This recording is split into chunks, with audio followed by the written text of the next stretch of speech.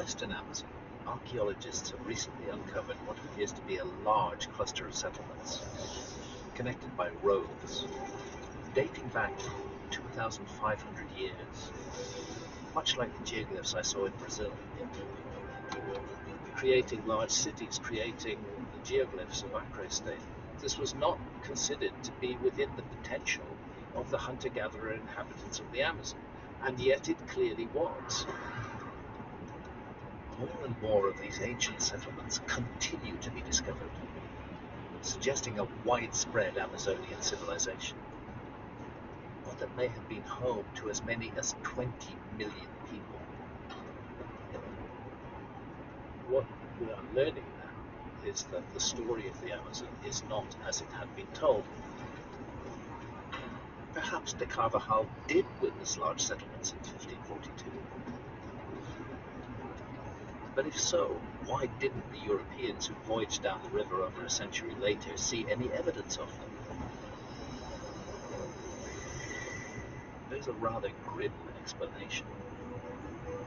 When the Spanish and Portuguese came into the Americas, they brought with them a whole host of diseases to which European peoples had some natural immunity, but to which the peoples of the Amazon did not.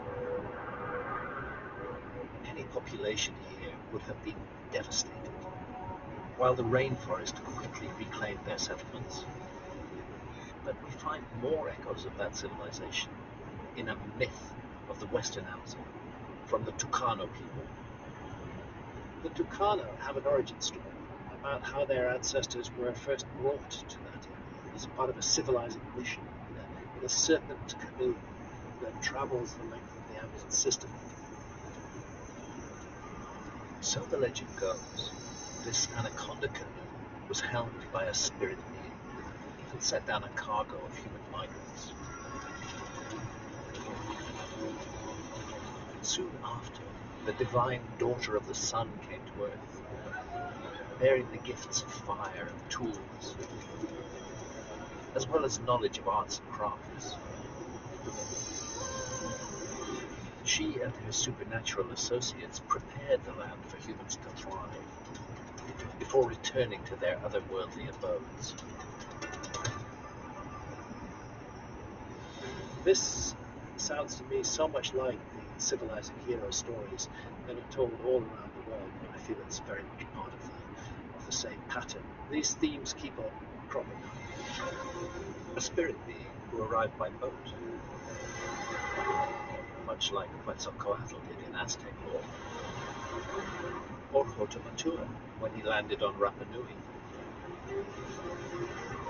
or Viracocha, who appeared from the waters of Lake Titicaca after a time of chaos. Could this daughter of the sun and her mission to encourage people to settle the Amazon be related to the same lost civilization I've been looking for?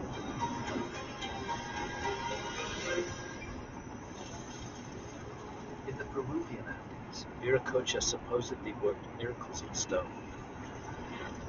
But here in the Amazon, where large outcrops of rock are rare, structures made from less durable materials such as wood and earth clearly predominate. What's less clear is how they succeeded in making this seemingly inhospitable place their home. How did they sustain huge populations on what we've long considered to be infertile soils? If we don't get to grips with the ability of the Amazonian peoples to feed populations of millions, then we're not ever going to get to grips with the truth about the human story as a whole. One explanation can be found in the heart of the Brazilian Amazon, near Manaus. Emerging from the very ground of the Amazon itself, a long-buried secret has recently been brought to light. Evidence of an ancient science that helps to explain how the rainforest supported large urban populations.